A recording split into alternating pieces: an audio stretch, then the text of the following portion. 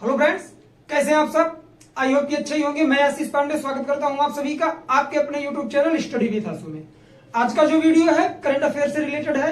बात करेंगे हम लोग एक परियोजना के बारे में जो हाल फिलहाल में आप लोगों ने अगर न्यूज देखी होगी तो पिछले एक हफ्ते की बात है। बिहार राज्य में एक नई जल विद्युत परियोजना का निर्माण करने का लक्ष्य रखा गया। उसके लिए फंड पास किया गया है और साथ ही साथ मंत्रालय के द्वारा उसे मंजूरी भी मिल गई है। पहले हम लोग बात करेंगे कि यह परियोजना पढ़ना इंपॉर्टेंट क्यों है, क्योंकि आप लोगों के एग्जाम में साइंस एंड टेक से कैसे जुड़ा है यह, क्योंकि इससे बिजली का उत्पादन होगा। ठीक, तो साइंस एंड टेक में भी पूछा जा सकता है और साथ ही साथ आपकी जियोग्राफी और इन्वायरमेंट में भी पूछा जा सकता है, पर्यावरण में। रीजन ये है क्योंकि जब कोई भी जल विद्युत परियोजना बनाई जाती है तो नदी में बांध बनाया जाता है। ठीक, तो जब नदी का जो बांध होता है उस वजह से जो पानी स्टोर होता है उससे कई बार आप लोगों ने सुना होगा कि अगर ज्यादा मात्रा में पानी स्टोर हो जाता है एक जगह तो भूकंप आने की भी संभावना होती है। काफी सारी चीजें हैं, विस्तृत तौर पे हम लोग बात करेंगे। उम्मीद करता हूं कि ये वीडियो आप लोगों को पसंद आएगा। चलिए बात करते हैं परियोजना के बारे में। परियोजना का नाम क्या है? डगमरा जल विद्युत परियोजना। देखिए, किसी भी बांध को हम लोग परियोजना नहीं कह सकते। ठीक, रीजन ये है कि बांध कई परिप्रेक्ष्य में बनाए जा सकते हैं।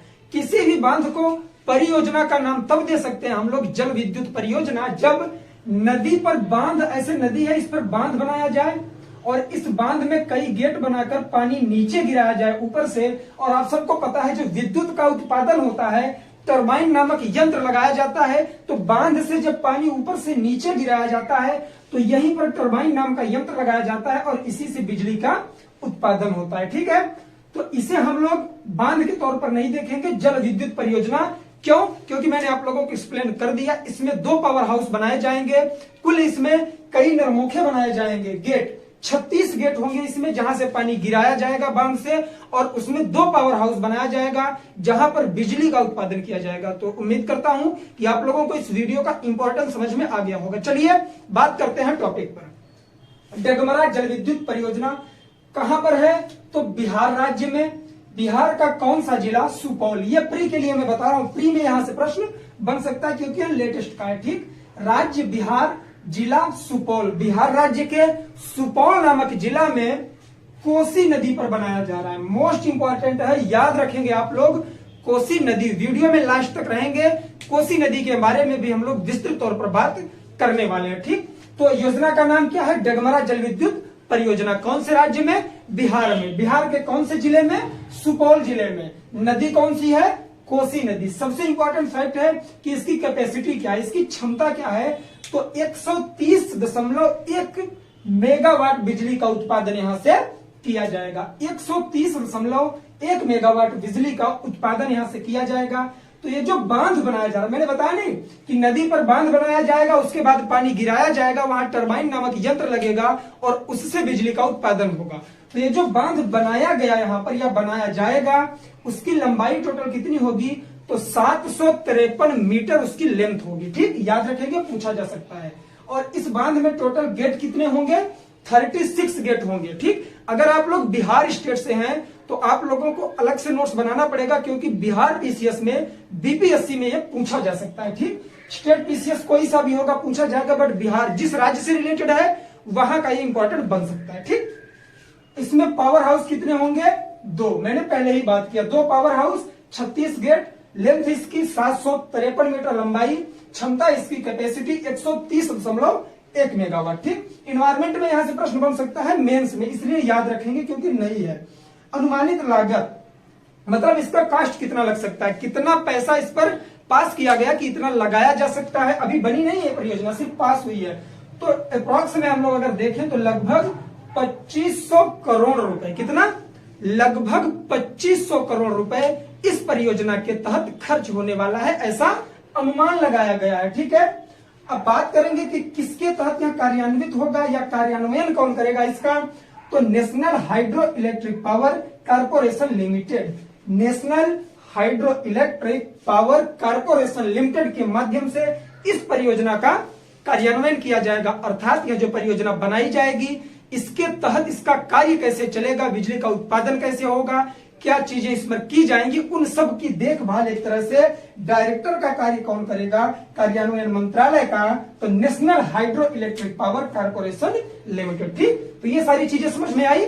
चलिए अब बात करेंगे कि इसकी इंपॉर्टेंस कितनी है, क्यों बनाई जा रही है। तो क्या होगा, जब कोई भी योजना बनाई जाती है या कोई भी कार्य किया जाता है गवर्नमेंट की तरफ से, तो सबसे बड़ी चीज होती है कि उस स्पेशल क्षेत्र में, एरिया में या उस स्टेट में, उस जिले में क्या होता है, रोजगार सृजन होता है, लोगों को रोजगार मिलता है, चाहे कम समय के लिए ही मिले लेकिन बनेगा। रीजन ये है कि अगर आपको कोई भी चीज बनानी है, किसी भी चीज का प्रोडक्शन करना है, तो उसके लिए आपको लेबर की जरूरत पड़ती है। ठीक, तो वहां पर रोजगार सृजन होगा, ग्रीन एनर्जी को बढ़ावा मिलेगा, मतलब कि बिजली उत्पादित की जाएगी, कहां से, पानी से, तो ग्रीन एनर्जी को बढ़ावा मिलेगा।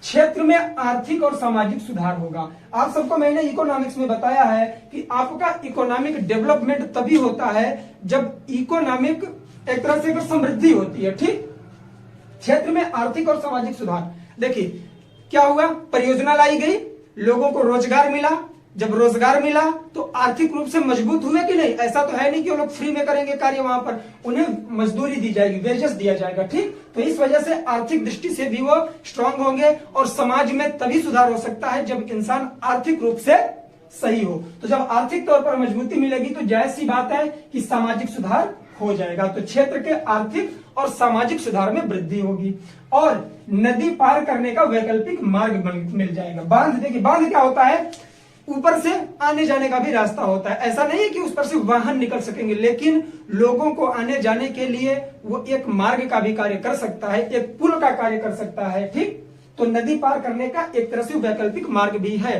क्योंकि जिस जिले में सुपौल में बनाया जा रहा है वहां पर कोसी नदी में कोई बांध नहीं है। ठीक, तो सॉरी वैकल्पिक रूप में यह कार्य कर सकता है। अब हम लोग बात करेंगे कोसी नदी के बारे में, क्यों इंपॉर्टेंट बनता है, क्योंकि कोसी नदी पर ही यह बांध बनाया गया है। ठीक, इस नदी का उद्गम कहां से होता है, तिब्बत। पहले मैं आप लोगों को इन्फॉर्म कर दूं, अगर इस नदी के बारे में या फिर इंडिया के किसी भी रिवर के बारे में, इंडियन ड्रेनेज सिस्टम जितना है, भारतीय नदी अपवाह तंत्र, अगर आप लोगों ने पुराने वीडियोस नहीं देखे तो मैं आप लोगों से रिक्वेस्ट करूंगा कि जियोग्राफी में जाइए और जो इंडियन जियोग्राफी है, भारत का भूगोल, उसमें आप लोगों को 2 से 3 लेक्चर मिलेंगे भारतीय नदी अपवाह तंत्र का। उसमें हम लोगों ने बात किया है हिमालयी अपवाह तंत्र, प्रायद्वीपीय अपवाह तंत्र। हिमालयी अपवाह तंत्र के तहत हम लोगों ने देखा है कहां का, सिंधु नदी का अपवाह तंत्र, गंगा नदी का अपवाह तंत्र, ब्रह्मपुत्र नदी का अपवाह तंत्र। उसके बाद हम लोग प्रायद्वीपीय नदी का अपवाह तंत्र देखे हैं, उसी में आप लोगों को मिल जाएगी कौन सी,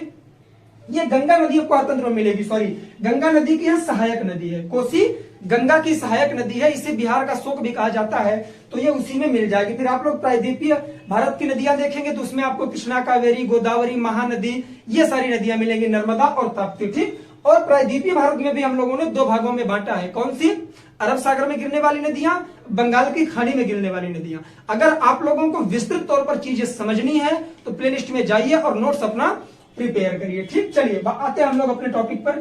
कोसी नदी, कोसी का उद्गम कहां से हुआ, तिब्बत से। विलय कहां पर होता है इसका, कटिहार जिला और गंगा, मतलब बिहार के कटिहार जिले में जाकर यह गंगा नदी में मिल जाती है, तभी हम लोग इसे गंगा की सहायक नदी बोलते हैं। सहायक नदी किसे कहते हैं या फिर नदी तंत्र क्या होता है, सारी चीजें तभी क्लियर होंगी जब आप लोग पुराने वीडियोस देखेंगे। भारत के भूगोल में जाइए, प्लेलिस्ट में सारी चीजें आपकी क्लियर हो जाएंगी। इसे बिहार का शोक कहा जाता है, किसे, कोसी नदी को बिहार का शोक कहा जाता है। अब रीजन समझेंगे, ये मैं बता चुका हूं लेकिन बात करते हैं इस पर क्योंकि टॉपिक आया हुआ है। बिहार का शोक इसे क्यों कहा जाता है, क्योंकि क्या होता है कि जब बरसात का टाइम आता है तो ये अपना बहुत जल्दी जल्दी अपना रास्ता चेंज करती, जैसे कि पहले यह देखिए नदी ऐसे बह रही है, आगे जा रही है, तो जब बाढ़ आती है तो ये इसे छोड़कर डायरेक्ट ऐसे हो जाएगी, इधर घूम जाएगी, इधर ऐसे, मतलब कि अपने जो इसका रास्ता है उसे चेंज करती रहती है। तो इसकी वजह से बिहार में बहुत ज्यादा बाढ़ आती है, किसकी वजह से, कोसी नदी की वजह से। तो इस वजह से कोसी नदी को बिहार का शोक कहा जाता है। ठीक, आगे बढ़ेंगे। नेपाल में इसे सप्तकोसी के नाम से जाना जाता है, किसे, कोसी नदी को नेपाल में सप्तकोसी के नाम से जाना जाता है। रीजन क्या है, वर्ड से ही पता चल रहा है, क्योंकि इसमें 7 नदियों का, छोटी छोटी नदियों का संगम होता है, तो इसे क्या कहते हैं, सप्तकोसी नदी कहते हैं। ठीक है, अगर हम लोग बात करें इसके विस्तार के बारे में, तो इसका जो विस्तार है आप लोगों को मिल जाएगा कहां, तिब्बत में, नेपाल में और इंडिया में। ठीक है, तो ये था सारा टॉपिक। उम्मीद करता हूं कि डगमरा जल विद्युत परियोजना से रिलेटेड कोई भी आप लोगों का कंफ्यूजन अब नहीं होगा। जो लोग नए होंगे उन लोगों को चीजें समझने में थोड़ी असुविधा हो रही है। उम्मीद करता हूं कि आप लोग पिछले वीडियो देख चुके होंगे। अगर नहीं देखे हैं तो वीडियो जरूर देखें, इससे आप लोगों को बहुत सारी चीजें सीखने के लिए मिलेंगी। तो चलिए ओवरव्यू के बारे में बात करते हैं। राज्य बिहार, जिला सुपौल, नदी कोसी, क्षमता 130.1 मेगावाट, बांध की लंबाई 753 मीटर, गेट 36 है, पावर हाउस 2 है। अनुमानित लागत कितनी है पूछा जा सकता है प्री में, तो रुपए 2500 करोड़, मतलब 2500 करोड़ रुपए के करीब इसमें लगाया जाएगा। कार्यान्वयन कौन कर रहा है, national hydro electric power corporation limited. परियोजना का महत्व क्या है, राज्य में रोजगार मिलेगा, समझ चुके हैं कैसे, ग्रीन एनर्जी को बढ़ावा मिलेगा, ये सब मेंस में आप लोग लिख सकते हैं। ठीक, मेंस में अगर एनवायरमेंट में प्रश्न बनता है तो आप लोग इसे अगर लिख देंगे तो आपको पूरा नंबर मिल सकता है। ठीक, क्षेत्र में आर्थिक सामाजिक सुधार होगा कैसे, जब रोजगार सृजन होगा, लोगों के पास पैसा होगा तो जाहिर सी बात है आर्थिक सुधार हुआ। जैसे आर्थिक सुधार होगा लोग नई नई चीजें लेंगे, अपने आप में सोसाइटी में चेंज लाएंगे, उसे कहेंगे हम लोग सामाजिक सुधार। नदी पार करने का वैकल्पिक मार्ग मिल जाएगा।